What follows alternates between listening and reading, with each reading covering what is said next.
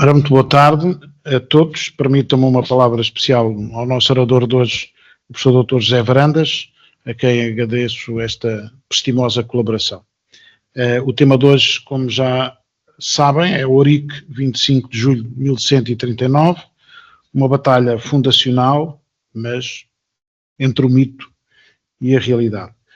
Permitam-me que, antes de apresentar o nosso orador de hoje, agradeça a colaboração de todos, e o Sr. Professor não pôde estar presente por razões de serviço, no 33º Colóquio de História Militar, que teve lugar no IUM, nos dias 6 e 7, com o tema Serviço Militar, Lições da História. Ficaram muitas lições, não só por períodos históricos, mas depois também no final, do contemporâneo, de verdadeiros atores que tiveram que implementar essa tomada de decisão, designadamente chefes de Estado-Maior dos Três Ramos, que também mostraram uma coisa importante, que é a diferença enorme que existe nos três ramos relativamente ao serviço militar. E é uma história recente. Vamos então à apresentação do professor José Varandas.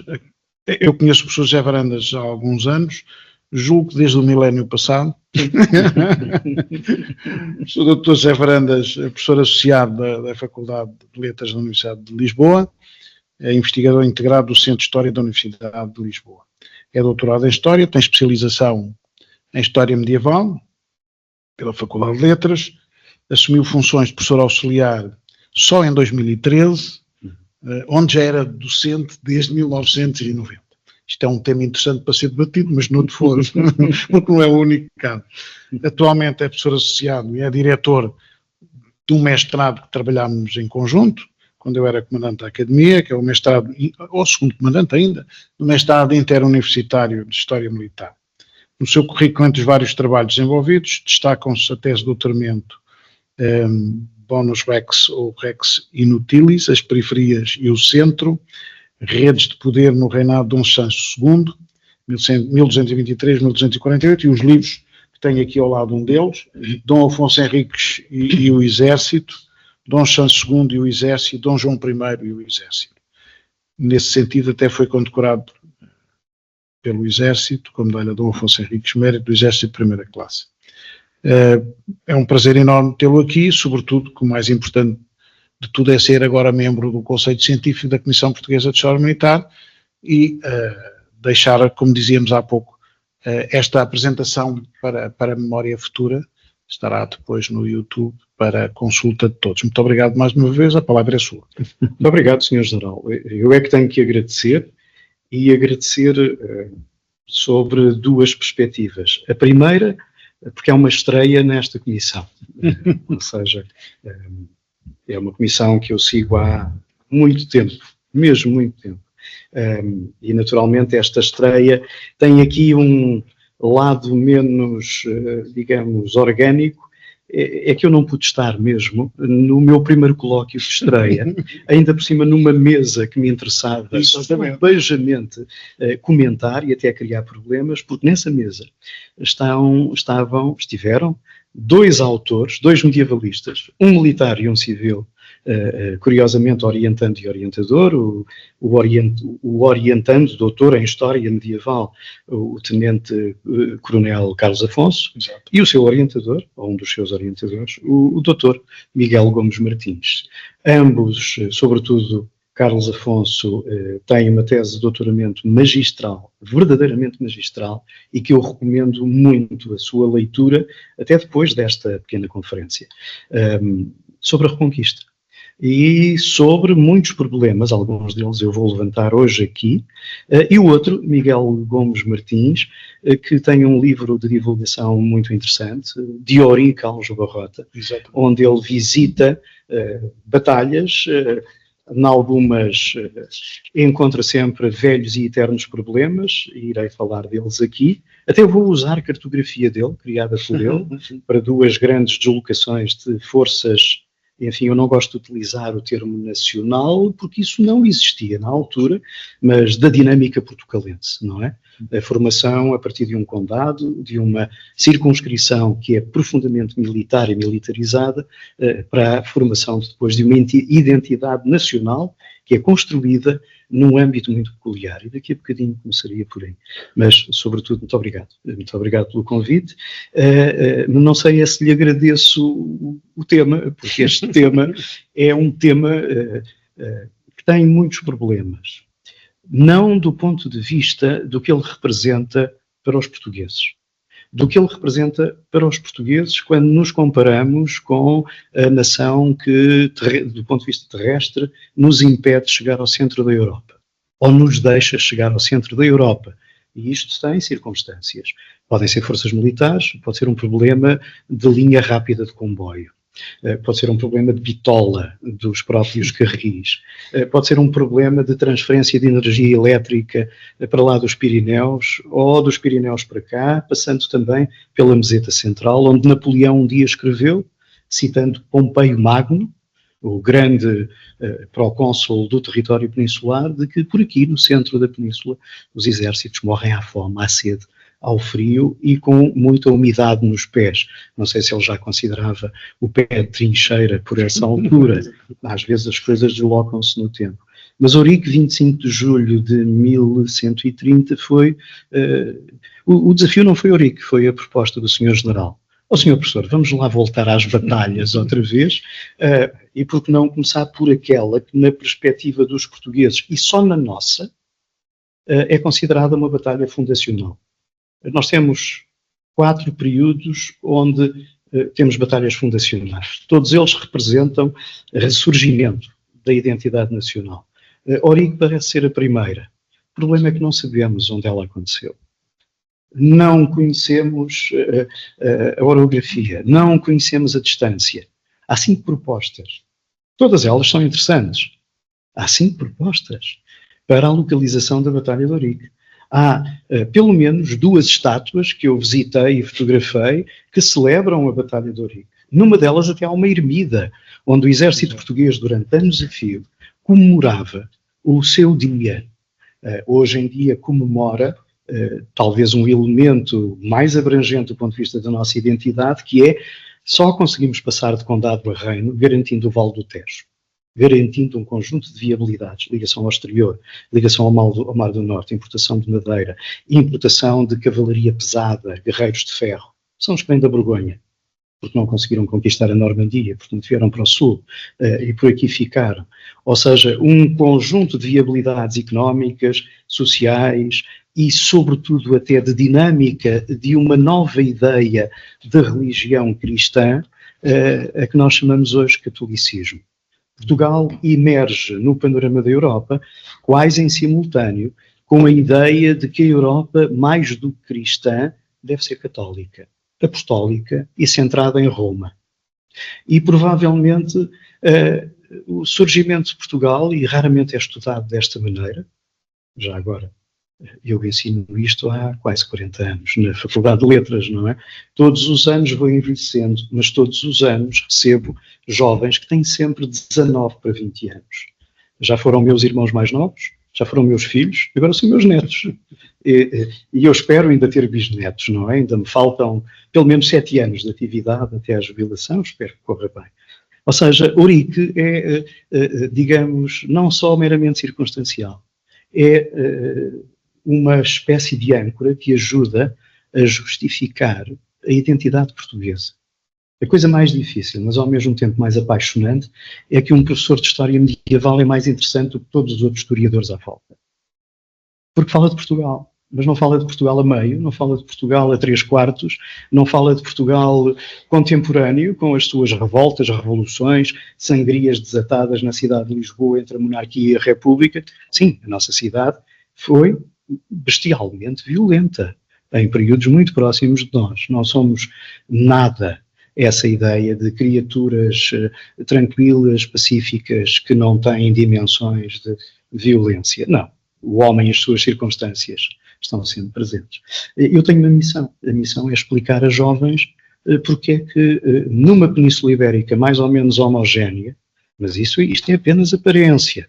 A Península Ibérica não é nada homogénea. É um reino com muitos problemas nos nossos dias. que ainda por cima não são debatidos no nosso país. Debatemos coisas que estão a milhares de quilómetros de distância, ou no Mediterrâneo Oriental, ou nos confins de uma Europa que para nós portugueses nunca foi central. Mas estão na ordem do dia, não é? Agora já estamos a dirigir-nos em direção a um foco na América Latina.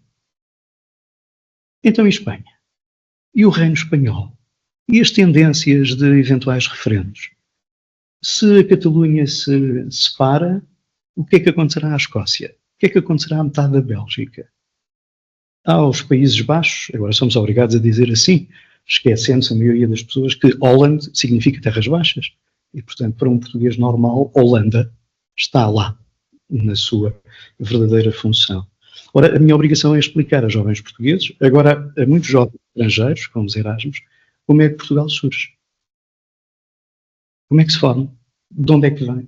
E já agora, que viabilidades é que permitem, já quase 900 anos depois, garantir sustentadamente uma independência? Só recentemente tem um chapéu interessante, ou dois, chamado Europa ou Organização do Tratado do Atlântico Norte. Então, e para trás? Nos finais do século XI e início do século XII, o que é que acontece na Península Ibérica? Eu agora precisava de... Eu já estou... É só aqui? Isso. Sim.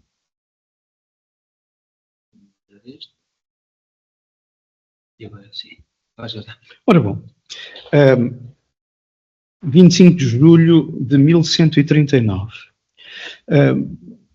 Por vezes historiadores portugueses e muita gente que é pseudo-historiadora, que publica a toda a hora, digamos, perspectivas muito deformadas de existências políticas e até militares no nosso território, coisas que têm a ver com, por exemplo, uma celebração verdadeiramente curiosa para mim. Eu fico cheio de curiosidade em tentar perceber o que é que o ano de 1143 representa do ponto de vista de termos uma independência. Temos um príncipe que nunca foi chamado conde, porque não podia ser chamado conde, porque era filho de uma regina, de uma rainha, que era neta de um imperador. Afonso VI de seu nome, que era imperador de Leão. Leão, um espaço que não passava da circunscrição de Toledo, que era uma zona de marca, uma zona de guerra, muito intensa. Mas a sua segunda filha, Teresa, era rainha. Ou seja, o filho primogênito que ela deu à luz não podia ser chamado de comes, de conde, embora a sua função, como já vamos ver, fosse essa. Em 1143 há um acontecimento que, numa historiografia muito, digamos, vista por uma lente muito apertada, define que Afonso é agora considerado rex, rei, nos acontecimentos de 1143. Esses acontecimentos são dramáticos, numa perspectiva, dramáticos neste sentido. O príncipe português, que já não é tão jovem quanto isso, é chamado a conferenciar com o seu suzerano natural. É seu primo direito, sempre se deram muito bem, parece que tinham um grande sentido de humor os dois. No entanto, Afonso, o sétimo de seu nome, neto também de Afonso VI, chama Afonso, com ele dialoga, tem que lhe fazer concessões. Eu gostava de explicar porquê, mas o joelho direito do príncipe português toca no chão. Numa perspectiva além Pirineus, escrita por Filipe Contamine, e entrando nós num contexto de feudalismo, que não é um fenómeno, como o professor José Matoso bem nos ensinou, sobretudo à minha geração, que não é propriamente uma realidade na dimensão do Condado Portugalense e da formação de Portugal. Isso é outra coisa que vem do outro lado, mas o pai do nosso príncipe veio para a península só conhecendo esse modo de vida, o do senhor feudal, o das relações feudo-vassálicas. Isso é muito importante, porque, vamos lá ver, um imperador precisa de dinâmicas que garantam as fronteiras do seu império. Uma das razões da nossa independência é a singularidade da faixa ocidental da Península Ibérica. Não é rica, mas também não é pobre. E tem uma dinâmica de interseção que nos vem do período da Antiguidade, onde o norte encontra o Mediterrâneo. E esse sítio não é o Porto de Leixões, é Lisboa. E vamos ver como ela será tão importante. O nosso assunto de hoje tem muitas franjas. Uma delas é o momento em que o exército português decidiu, há uns anos atrás, e sob a sua égide, enquanto comandante da Academia Militar, Sr. General, iniciar um debate que já vinha de trás, um debate sobre, afinal de contas, o que é que se deve comemorar. A ideia era a fundação do Exército Português enquanto paradigma da observação. Mas isto levou a que 4 medievalistas de história militar se sentassem, apresentassem as suas relações, e eu ganhei. Porque era a proposta de Lisboa 1147. Estou a brincar, porque elas são todas válidas. A tese do professor Mário Barroca sobre São Mamede, do professor João Gouveia Monteiro, que flutua muito bem até entre, digamos, a nossa grande organização dos finais da Idade Média, onde encontramos já uma substância muito capaz. Vamos lá ver. É uma das coisas que mais me fascina.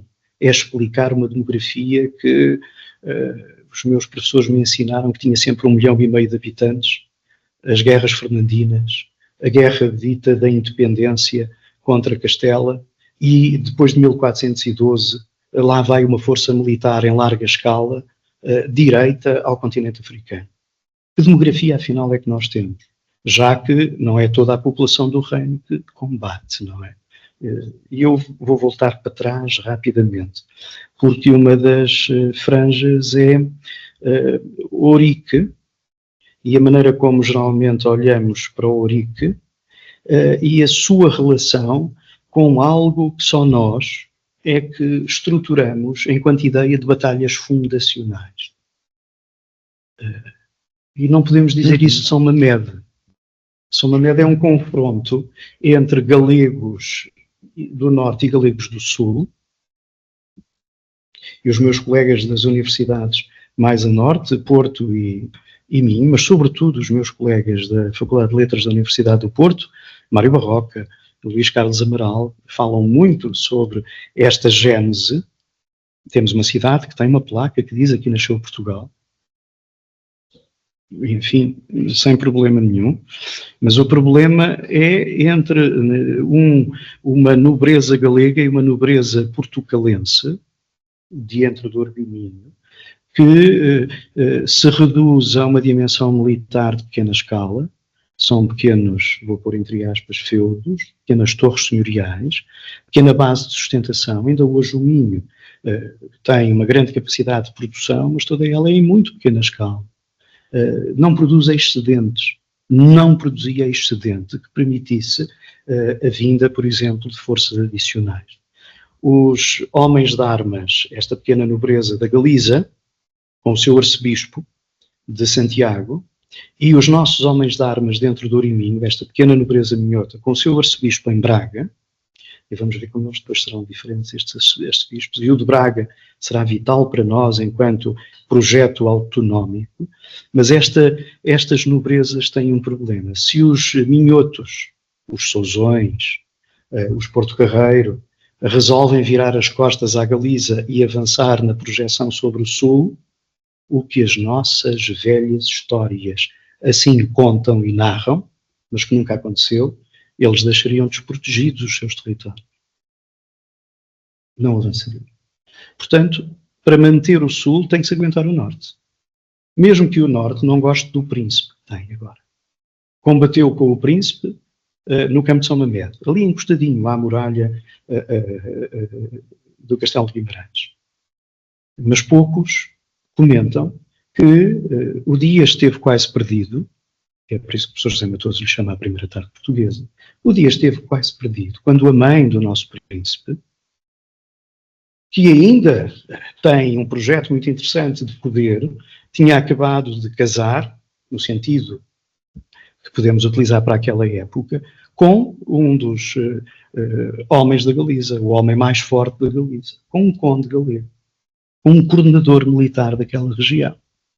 Se Teresa e este conde dessem à luz um herdeiro, este herdeiro suplantaria o nosso jovem príncipe, que era apenas herdeiro da terra portucalense.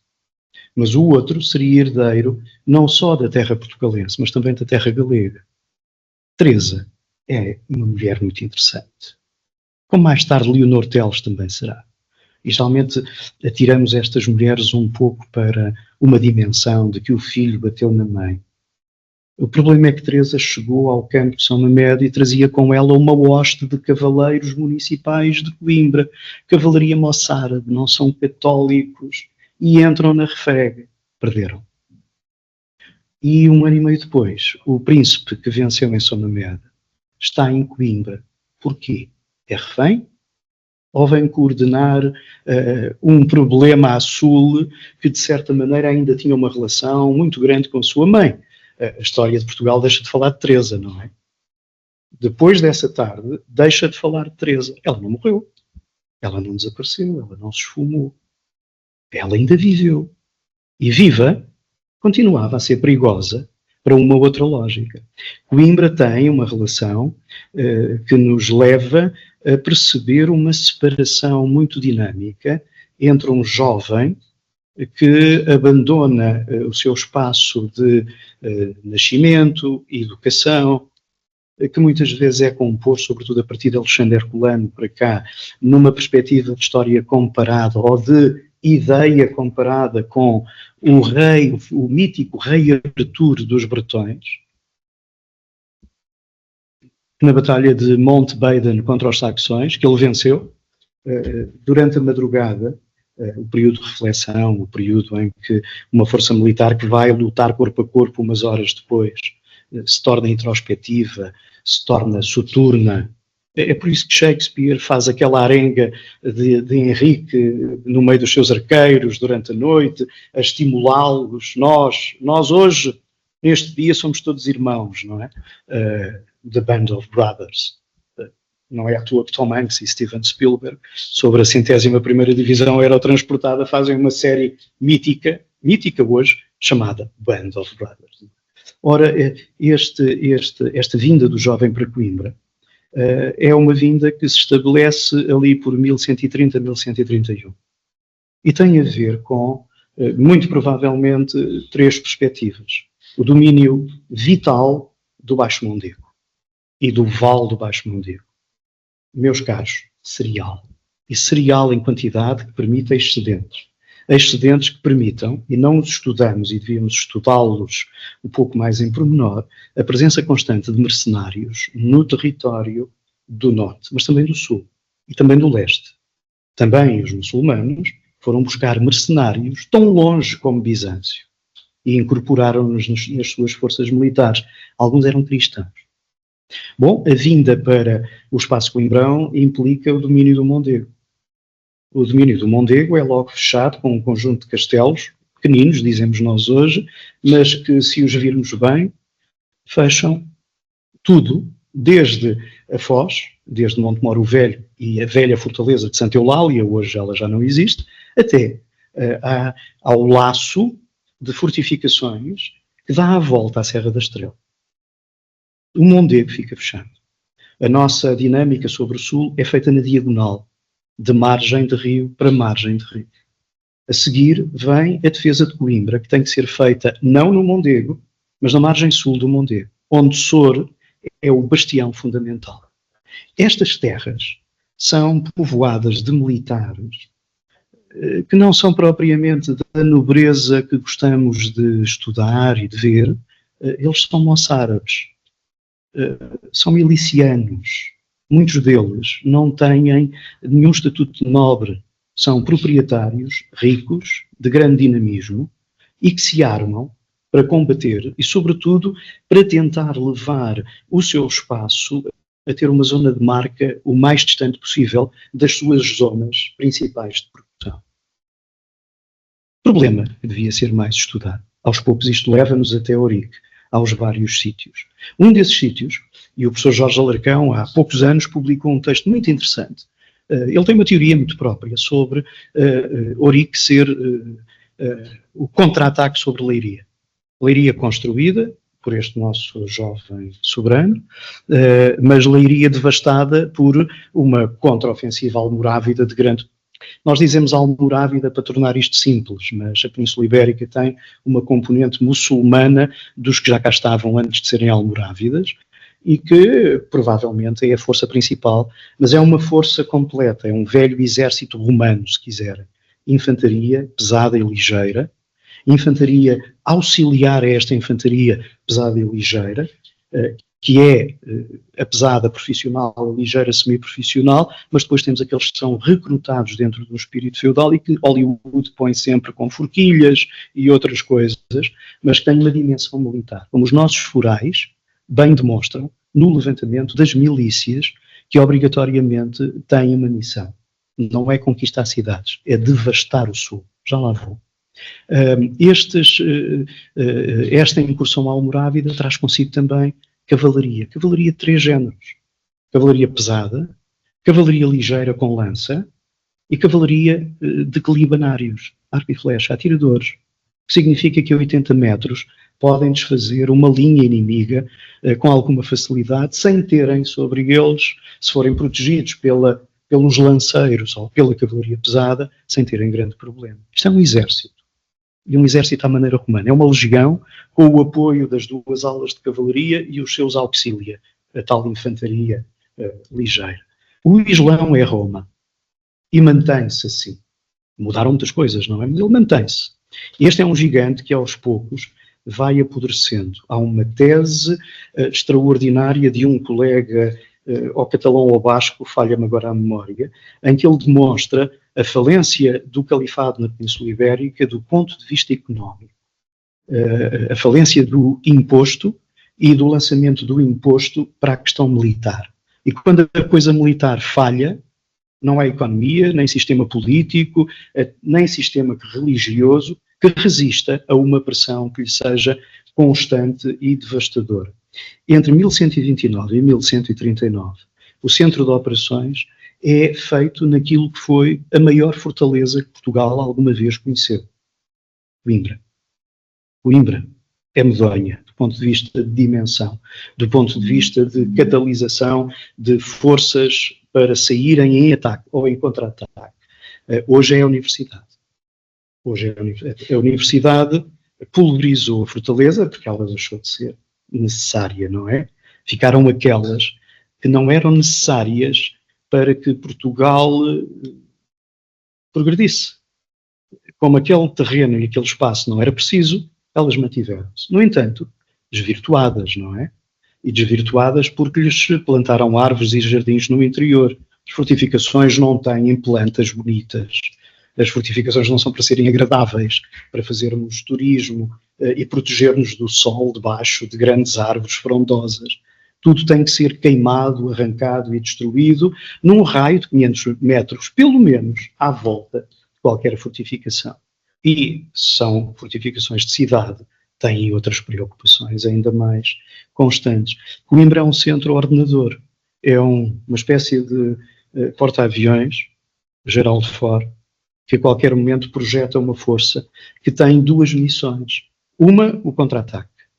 E o tentar travar a movimentação almorávida, que é muito presente na Extremadura portuguesa, sobretudo na Extremadura espanhola, mas que vem em direção àquilo que é um ferrolho natural do Ocidente, que é Coimbra, e enquanto Coimbra resiste, o modelo almorávida, que vem por terra e vem por mar, há muitas entradas de galés vindas do Sul, vindas do Norte de África, vindas de Alcácer, saídas de Lisboa, que estão a tentar desembarcar forças de ataque que acabem por fazer uma convecção em modelo de pinça, não é?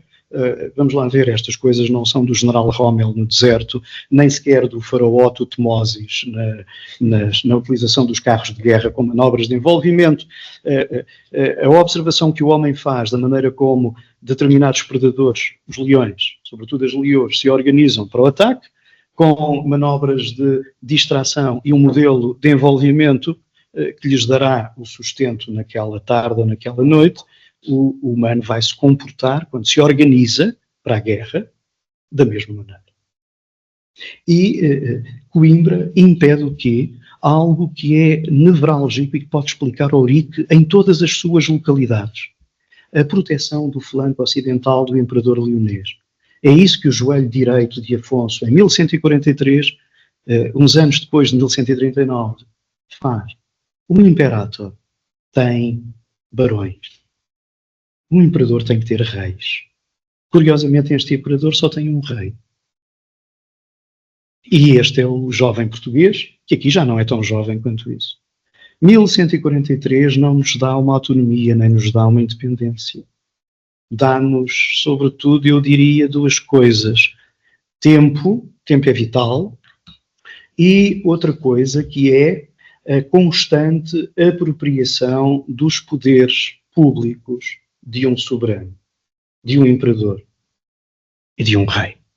Ora, no fundo, o que Afonso faz é representar o que sua mãe já fazia, o que seu pai já tinha feito. É representar no flanco ocidental da península, com exceção da Galiza, porque o Conde Galego lá tem essa preocupação, mas o Conde Galego nunca o vimos em Toledo, nem a apoiar Coimbra, nem a descer sobre o centro, em direção, digamos, ao contraponto de Toledo e de Coimbra, que será Badajoz, não é? Esta estrutura também, e muitas vezes desprezamos-la, não é Sevilha. Em Sevilha está o poder político, é Badajoz. E é por isso que Wellington, antes de partir para Waterloo, tem que tomar Badajoz. Com muito custo, com muitas perdas, com muitos dos nossos homens vestidos de castanho a ficarem por lá, mas Badajoz é nuclear. Badajoz abre-nos a Península Ibérica. Ainda hoje, a maioria de nós sai por Badajoz e entra por Badajoz. Ora, 1129 e 1139 é, para nós, para alguns de nós, estudamos este período, a ideia em que podemos criar estas duas frases, às vezes de má memória, levaram a guerras mundiais no século XX. A necessidade do espaço vital. E a ideia do alargamento do espaço nacional, que, como podem ver, eu coloquei entre aspas, porque ainda não estamos a falar de Portugal. Estamos a falar de uma estrutura militar chamada Condado Portugalense, que engloba em si, com muita autonomia, terras. A expressão terra significa unidades militares. Dou-vos três: Santa Maria da Feira, Lamego e Viseu. Estas circunscrições, que têm os seus chefes de guerra, não são propriamente dependentes na totalidade do Condado Portugalense. E essa será, depois de conquistar os moçárabes, de transferir toda esta gente de guerra e de paz e de produção para, digamos, a sua órbita, é por isso que ele sai de Guimarães e vem para Coimbra, a seguir é agregar agora esta nomenclatura de guerra de Viseu, de Lamego e de Santa Maria da Feira. Ou seja, se olhássemos para um mapa de dispositivo militar da Península Ibérica nesta altura, percebíamos bem o que é que os muçulmanos começaram a escrever sobre o nosso filho de Henrique, que era assim que lhe chamavam. Olhar para ele como, se calhar, a potência militar mais perigosa para a sua sustentabilidade mais a sul. É muito curioso porque são um bocadinho mais, eu diria, tremem mais, um bocadinho mais, digamos, sensíveis à movimentação do Ocidente sobre o Oriente do que à vinda de norte para sul do dispositivo militar de Afonso VII, ou depois do seu filho Fernando, não é? Em direção a Toledo e a cair sobre Badajoz. A perspectiva do imperador é tomar Badajoz a todo custo. Levarão muito tempo a conseguir isso. Mas, vindos do mar, vindos de Coimbra, descendo sobre a Extremadura, e se calhar não desciam com tanta facilidade como nós achamos, mas a presença de forças portucalenses, podemos dizer portuguesas, porque não, no flanco ocidental de Leão, a caírem sobre todos os dispositivos de transferência de forças militares pesadas e ligeiras que, por exemplo, saíam de Beja, ou de Évora, ou dos corredores algarvios. As cidades algarvias são razoavelmente poderosas nesta altura. E quando o assalto muçulmano é sobre Toledo, naturalmente tudo converge a mando ou dos emirs principais, ou eventualmente até da ordem do califa. Ora, esta subida implica uma subida vindo da fachada atlântica em direção a Toledo, a Oreja. Estive lá há uns anos com o general Adelino Matos Coelho, de saudosa memória, porque os dois já falámos de Ourique em várias circunstâncias e resolvemos fazer uma coisa, pegar num automóvel e tentar reconstituir itinerários, cheirar e ver campos de batalha. Eu sou um velho arqueólogo, eu sem espaço não funciono. Os grandes generais, dizia Sun Tzu, são a paciência e o tempo. Para um historiador militar, são o tempo e o espaço. Sem espaço, sem percebermos a orografia, as linhas d'água, os pontos de acesso, sem perceber que a unidade de cavalaria não tem tração às 4 rodas, apesar dos animais terem 4 patas, não são Land Rovers, não vão por todo o tipo de terreno. E quanto mais são, mais se viem, mais barulho fazem, mais pó levantam. E a Península Ibérica tem eixos de penetração e de fuga que não são inventados. Os romanos mapearam-nos, colocaram mapas miliários. É por aqui, e quando olhamos para a documentação e até para a cronística, nós encontramos expressões, o caminho do rei. Eu, João Afonso e a minha mulher, Marta Yanes, vendemos uma corela de vinha, cuja fronteira, falta-me agora a expressão da época, mas cujo limite é com o caminho do rei. E isto até pode ser já no reinado de Dom Dinis. Caminho do rei são as estradas romanas, sejam em pedra, sejam em terra batida. E, por exemplo, nos nossos forais, muita gente de Santarém sai no verão, os do apelo, aqueles que têm que ficar dentro das muralhas, mas são obrigados pelo foral a irem fazer obras de beneficiação, por exemplo, em fortificações de fronteira, Castelo Mendo, Castelo Melhor, Castelo Branco, Castelo Novo. Pois é, tapar buracos nas estradas de terra, consolidar muralhas. Ora, e isto é uma obrigação em que um grupo de gente de Santarém vai por seus próprios meios, alimenta-se pelos seus próprios meios, e isto é uma das exações que são obrigatórias no foral. A mesma terra de Santarém, que foi sempre vila, porque não tinham episcopos, e portanto nunca foi quiuitas, nunca foi cidade. As cidades têm um bispo. Santarém nunca teve, mas Santarém é, diríamos hoje, um hub extraordinário sobre todos os pontos de vista. Sem Santarém não há Val do Tejo. Para se tomar Lisboa tem que se ter Santarém nas mãos. E Santarém não foi conquistada. As portas são abertas, é entregue. Não é uma operação de comandos ou da Força Delta. Enfim, toda aquela história muito divertida de uma casa construída do lado de fora da muralha, por onde vem um grupo de homens de Afonso Henriques e que sobem para o telhado e têm acesso à muralha, escalam a muralha e lá dentro está um vigia, um esculca, um homem a fazer sentinela, enfim.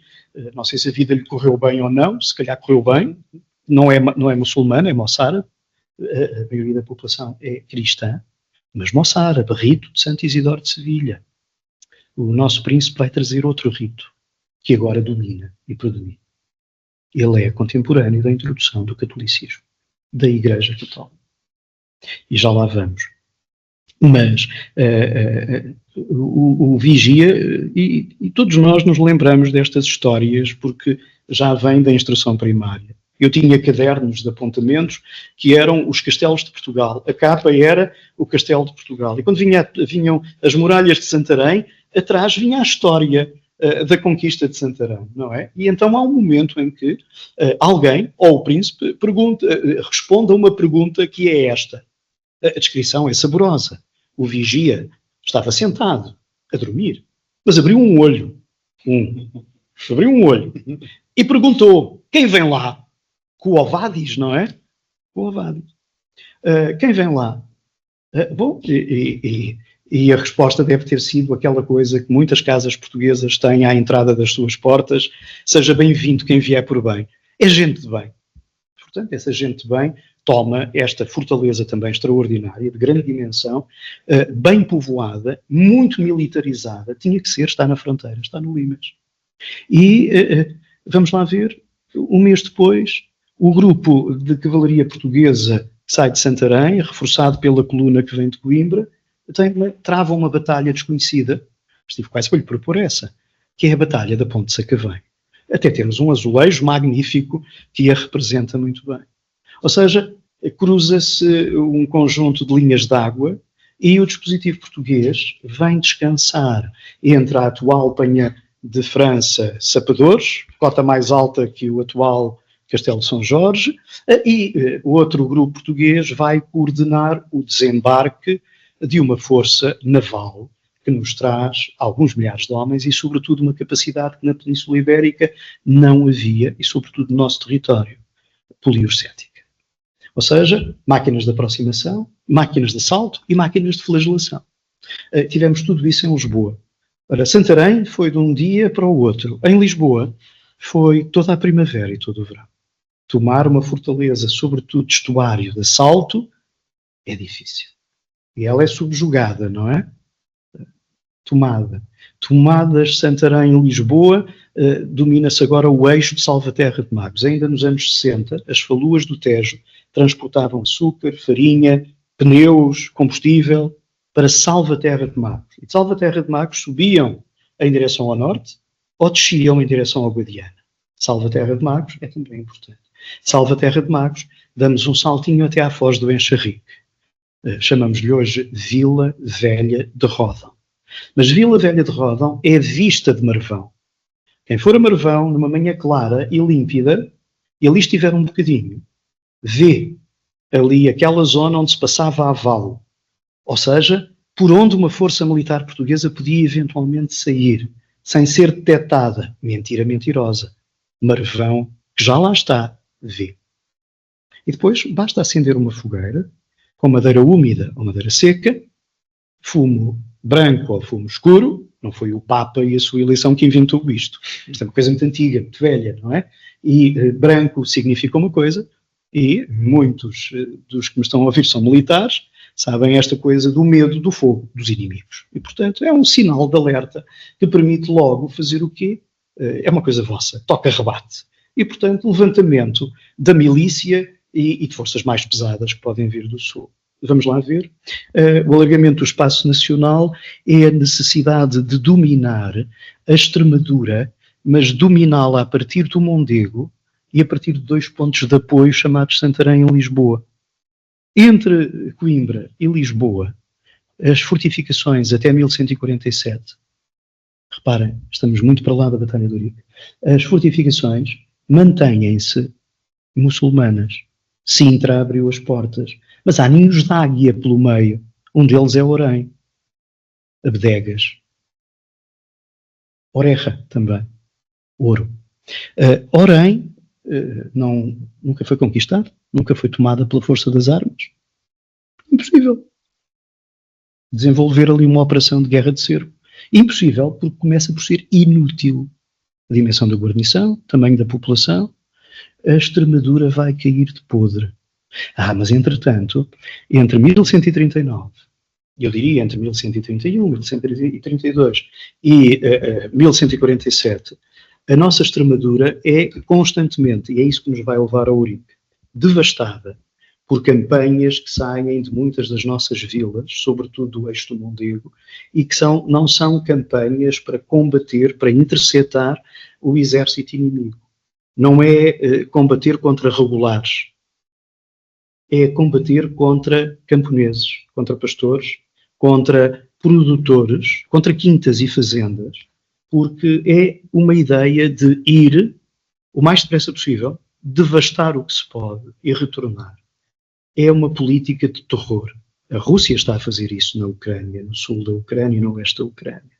Criar o despovoamento do espaço. Alguém que é atacado e sobrevive porque consegue fugir primeiro para Lisboa, depois para Santarém, depois até tem que atravessar o Tejo e ir para Alcácer do Sal, essa pessoa que era, digamos, rico em termos de património, essa pessoa pensará 2 vezes em voltar às suas terras no ano seguinte, porque sabe que na primavera e no verão, sobretudo na primavera, lá virá uma força inimiga, e essa força inimiga não vem para negociar, nem vem até para o capturar. De preferência, é para destruir. Portanto, há uma política que será continuada nas duas Extremaduras, naquilo a que nós chamamos hoje o Alentejo, e que será uma política constante de tentativa de despovoamento e de desmoralização do habitat civil do, chamemos-lhe assim, inimigo.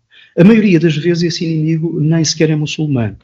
E eu lembro a importância de um homem que sempre esteve ao lado de Afonso, que vem do tempo do pai e da mãe, o primeiro santo português, Teotónio. Eu até escrevi sobre isso há uns tempos, com o patrocínio do Exército, uma pequena nota agora sobre a dimensão política deste homem que nunca quis ser, digamos, arcebispo de Braga. Juntava a isso a importância que Teotónio, Dom Telo, o prior de Santa Cruz de Coimbra, e Dom João Peculiar, será arcebispo de Braga e é cisterciense.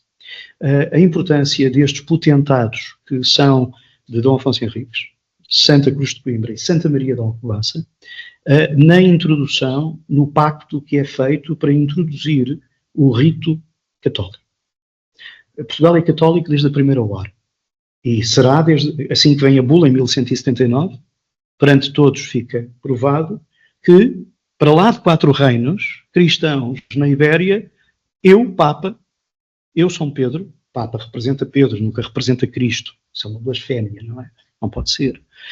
Eu, Papa, reconheço na Península Ibérica que há mais um. E a 23 de maio de 1147, que devia ser feriado nacional e o dia de Portugal, na minha perspectiva, somos reconhecidos internacionalmente como o 5º reino cristão. Provavelmente, do ponto de vista de capacidade militar, o primeiro. O primeiro, porque o recrutamento militar nos nossos territórios é constante, é permanente. Os primeiros forais dão-nos logo 10 homens, 20 homens.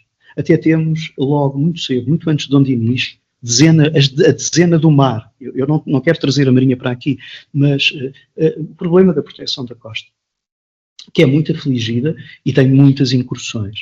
Ora, eu tenho aqui muitos slides e já não tenho tempo, mas gostava rapidamente de... Tenho 5 minutos? Sim. Então, de mudar aqui de slide para ir a um espaço. O primeiro é este. Geralmente, até a Wikipédia gosta de fazer estes belíssimos quadros de beligerantes. Quem? O conde portugalense versus, bom, a nossa tradição diz-nos, 5 reis mouros. Eu não conheço nenhum reino mouro em nenhuma das 5 localizações onde a Batalha de Ourique aconteceu. Vamos lá ver, está na tradição do nosso escudo, está na tradição da nossa memória iconográfica. 5 castelos, 5 reis. Ao contrário de Aragão, que tem a mesma tradição, nós nunca desenhámos as cabeças decepadas dos 5 reis mouros. Aragão, há poucos anos, em referendo, tirou as 5 cabeças e substituiu o símbolo de Aragão por uma espiral. Aragão irá até ao infinito. E este é um poderoso reino que está na Península Ibérica também.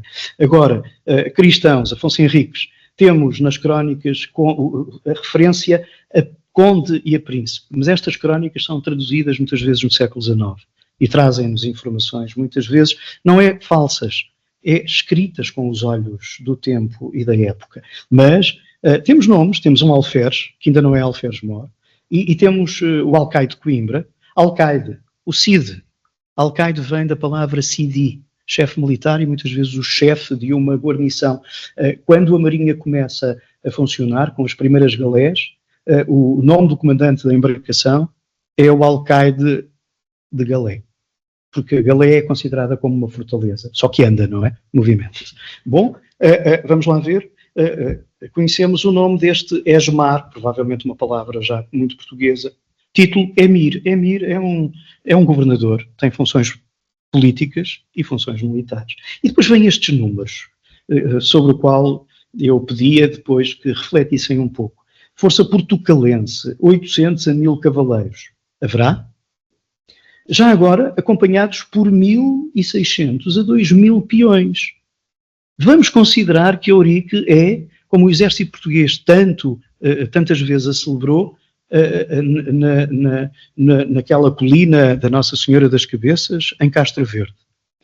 Para se fazer levar uma força destas dimensões, temos que considerar peões a andar com os seus pés, é isso que é infantaria. Mas agora o trajeto que é algo que, curiosamente, digamos, me cria alguma perplexidade, é que a maneira atual, muitas vezes, de comentar nas escolas, nas universidades, em conferências, a ida para o Ourique, no Alentejo, é geralmente apontada com um ponteiro de laser num mapa das estradas da Galp ou do hipermercado Continente.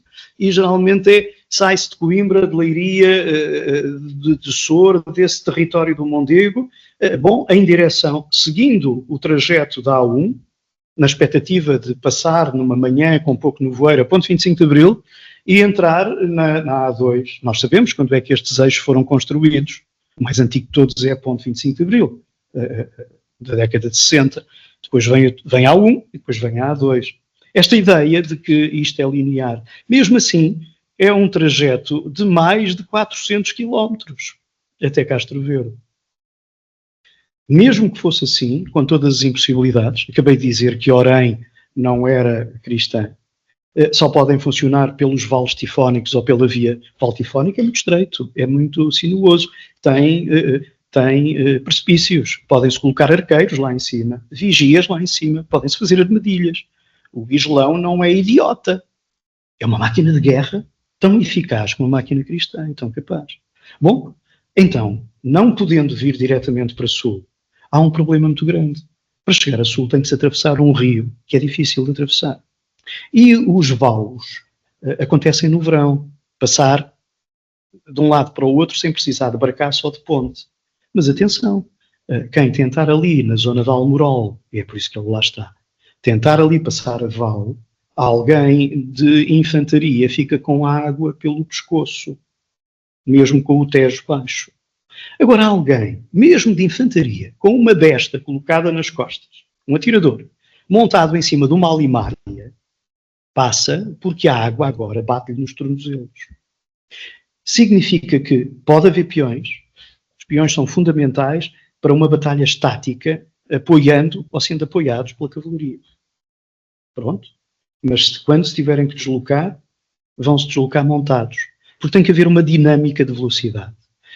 Tem que sair num sítio que não se possa ver, não pode haver marvão a olhar para a Foz do Enxarrique, tem que se ir mais para norte, quase direitos a Salamanca, e depois descer e fazendo um percurso na diagonal o mais depressa que aquela força conseguir fazer, porque ela a qualquer momento é detectada e está nesta altura em cima dos corredores de sul para norte das forças muçulmanas. Os muçulmanos têm homens no terreno. Já agora, que é uma coisinha de pequeno pormenor, quem é que sabe quem é que sabe navegar por estes destinos? Toda a gente que sai de Coimbra conhece o caminho. Tem que haver guias, tem que haver unidades de reconhecimento, enfim, até num sentido um pouco mais convencional do termo. Portanto, é uma longa viagem, e uma longa viagem que vai agora estabelecer um campo de batalha em Ourique sem ter coluna de abastecimentos, sem ter, por exemplo, infantaria pesada. Tem atiradores, poderá ter alguns lanceiros, mas sem eventualmente ter capacidade para proteger os flancos. Vamos lá ver. O que é que estes homens levam para comer? Nada. Porque eles utilizam os cavalos para levar forragem. 25 de julho de 1139. Estamos no final do mês de julho. O Tenente-Coronel Carlos Afonso provou na sua tese de doutoramento que por esta altura a erva está a passar de verde a castanha e as alimárias já não a comem. Ou seja, há um problema de alimentação dos animais. Quanto mais para sul e mais longe no verão se vai, mais dificuldade há. E depois há uma opção. Ou se leva comida para os homens, ou se leva comida para os animais. Já agora, não sei se está aqui alguém de cavalaria ou alguém a ouvir-me, uma viagem destas é, como se diz na nossa terra, a mata-cavalos. Significa que cavalos morrem. Significa que esta força tem que ter reserva. Porque a viagem depois de qualquer tipo de confronto que tenha acontecido, em Leiria, no Ribatejo, Vila Xandorique, no Baixo Alentejo, Castro Verde, em Lisboa, que é talvez uma das teorias mais fantásticas, que é encafuar uma força no terreno que nós agora chamamos, naquele gueto, não é? Tem duas saídas. Em vez de estarem hoje na minha faculdade de Proteção Civil, deviam ir para Campo de Ourique. porque se acontecer alguma coisa é muito difícil evacuar. Tem 2 saídas. Campo de Ourique em Lisboa. Como é que se traz uma força destas para aqui? Bom, alimentos, comida, tipologia de equipamento, capacidade de comando no terreno. Mais, eu já lá estive. Andei lá com o general Matos Coelho. Andámos a ver posições. Li relatórios do coronel Afonso do Passo, que também lá esteve. E uma das dificuldades é encontrarmos o terreno ideal para uma força pequena. Esta não é uma força propriamente muito grande. Eu não acredito nestes números. Gostava de lhe tirar metade, pelo menos. Mas como é que esta força prevalece no terreno? À espera. Depois há uma descrição constante nas crónicas e cronicões. Quando comparamos as crónicas do rei Artur, as crónicas dos anglo-saxões, quando comparamos, Castro Verde tem uma descrição geográfica rigorosamente igual àquela que foi dada pelos cronistas anteriores aos nossos para essa batalha de Mountbaden de bretões contra saxões. A mesma topografia, o mesmo dispositivo. Depois temos muita historiografia que acha que o cavaleiro pesado de Aljubarrota já existe nesta altura e está presente. De que os homens que se apeiam são homens que têm agora armaduras de aço, de ferro, que usam grandes machados e grandes montantes, e há uma perversão de baixo para cima de uma realidade do século XV, da Guerra dos 100 Anos, que vem perverter, por vezes, muitos aspectos. E nós temos muita iconografia do século XIX a representar as cenas da Batalha de Ourique como se fossem cenas do século XV e da Guerra dos 100 Anos. Mas esta ideia, e já não tenho muito tempo, esta ideia também de se dizer que durante a madrugada Cristo aparece, o Espírito Santo de orelha. Ele foi desenhado assim, não é? Como uma daquelas legendas da banda desenhada a sair da orelha, de que Cristo, atenção, não é como no resto da Península Ibérica, em que o São Tiago, o Mata-Moros, 25 de julho é o dia de São Tiago, o Mata-Moros. Ele apareceu a muitos líderes cristãos da mesma altura, antes e depois. O único líder ibérico do tal futuro Quinto Reino, Afonso, de Portugal, é o único que tem Cristo a dizer-lhe o que vai acontecer no dia seguinte. Ora, isto tinha acontecido a Artur, dos bretões. E Artur é a figura mítica do ideal de cavalaria inventado no século XVI. E, portanto, esta ideia de uma Idade Média inventada no século XIX, esta ideia, digamos, da maneira atual, considerar isto, o problema dos possíveis locais. Vamos lá ver, expedições para sul de grandes dimensões. Gostava de vos mostrar a proposta do Dr. Miguel Gomes Martins sobre o fossado de Ourique. Reparem, na linha azul, o fossado de Ourique, a evolução dele no terreno, e eu tenho algumas discordâncias do ponto de saída e até do ponto de entrada, mas isso é entre nós, medievalistas, não é? Temos que combater entre nós sobre estes aspectos. Mas vejam a viagem que o Dr. Miguel Gomes Martins nos propõe. E esta é uma viagem em que vai-se fazer o quê? Muito provavelmente apanhar de flanco as colunas que estão a sair de Beja e de Évora e de outros sítios e que estão a convergir em direção a Oreja. O nosso padre Miguel de Oliveira tem uma tese muito interessante sobre a Aurélia, que é uma fortaleza que está um bocadinho a sul de Toledo, exatamente no eixo onde estes caminhos se interceptam. Uma força militar de cavalaria, mesmo com o apoio de infantaria montada, aparecendo de flanco, provavelmente surpresa, ela tem uma capacidade de destruição, por exemplo, sobre colunas de infantaria, ou mesmo da cavalaria inimiga, que não está à espera de ser confrontada e atacada. 5 reis mouros, 5 grandes contendas. Os muçulmanos não falam disto, os que perdem nunca falam. Mas não nos falam desta realidade de haver 5 reis no território mais pobre ainda hoje da Península Ibérica, onde nada existe. Bom, sintetizando, isto são perguntas, não é? Represália local sobre Leiria, a tese do professor Alarcão, expedição militar de grande envergadura. Vamos lá ver este segundo mapa do professor Miguel Gomes Martins, de 1178. Um ano depois somos independentes, a sério, definitivamente, 1179. Em 1178, O rei que ainda não é rei, mas que age como rei, Sancho, o primeiro de seu nome, vai até Triana. Triana são os arrabaldes de Sevilha. É uma viagem medonha, num dispositivo que tem, agora para os cronistas, e para Alexandre Herculano no século XIX, a mesma dimensão do fossado de Ourique. Mais ou menos 1000 homens. Mas não fala de infantaria. São 1000 homens de cavalaria. E este fossado vai para Triana e sabemos o que é que ele faz. Arrancou as oliveiras, que nem um tornado. Pisou as searas, matou o gado, envenenou os poços e se apanhasse pessoas, enfim, tratava delas em conformidade. Em torno de Ourique e da ideia de reconquista, criou-se também uma noção de que a ida ao sul trazia riquezas para o norte.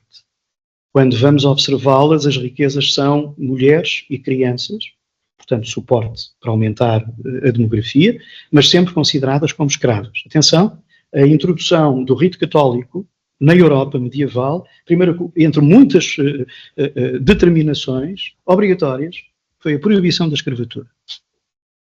Só voltaremos a ter isto como problema e já passámos o Renascimento. A proibição da escravatura. Bem, pensem nisto. Mulheres com crianças ao colo, e já agora acompanhadas por grandes manadas de vacas, de ovelhas, de cabras. Uma unidade de cavalaria que tem que fugir para o norte, fugir, retirar, sair do sítio de confronto, a que velocidade é que ela vem? À velocidade da mãe com uma criança ao colo, ou da vaca mais lenta, ou da ovelha mais lenta daquele grupo. Desconfio muito de que esta riqueza nunca veio desta maneira. Os recursos virão de outra forma. Ora bom, terminando aqui com 4 conjuntos de análise. É em torno disto que eu gosto de considerar Ourique. A definição de um sentido político, e desculpem estar a ler, mas é para não me esquecer de nada, na projeção daquele conflito no contexto dos sistemas que nós vamos aos poucos conhecendo melhor em presença no espaço ocidental da Península Ibérica, as modalidades da ação, contextos, problemas estratégicos, táticos, logísticos, que se podem afirmar como elementos muito ativos para o debate científico, e eu trago uma proposta, eu não trago uma batalha, porque ela não aconteceu. No sentido tradicional de uma batalha em que postos estão frente a frente.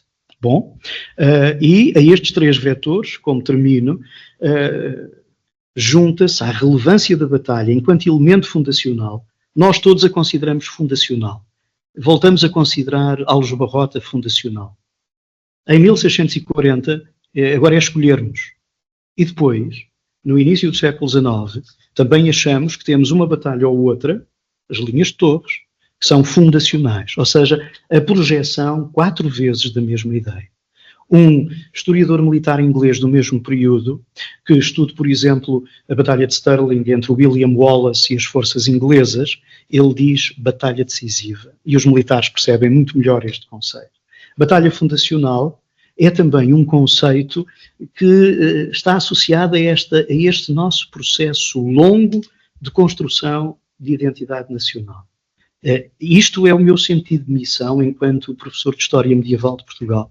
Talvez a disciplina mais importante na universidade para um aluno, que é perceber como é que a sua identidade se constrói e os problemas que ela tem. E se eu puder criar consciências analíticas de um destes 4 vetores, a minha missão está cumprida. Sr. General, muito obrigado. Muito obrigado de nós.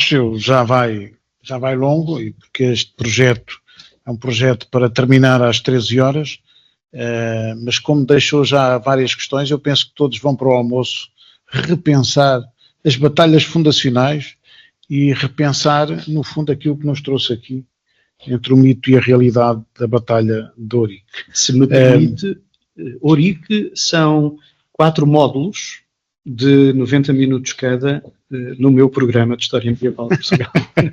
Não, eu não vou pedir a ninguém para colocar questões, também não o vou fazer, só vou agradecer, porque isto merece ser visto com esta linha de pensamento, sem interrupções que haveria certamente com outro tipo de questões. Muito obrigado mais uma vez, professor, e voltaremos depois em janeiro com novas conferências com os novos membros do Conselho Científico. Muito obrigado. Obrigado.